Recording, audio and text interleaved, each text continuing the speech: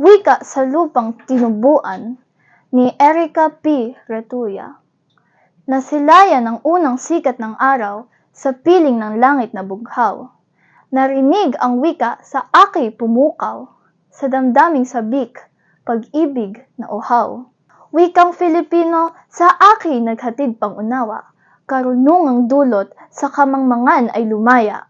Saan man magpunta, sa usapin makahanda, magbibigay ng sa katwiran ay sagana. Ngunit bakit tila pagpapaunlad sa wika, nawala ng saysay, sa dayuhan humanga, wikang hiram ni yakap, mas binigyang halaga, nasaan ang dangal ng bayang inalipusta.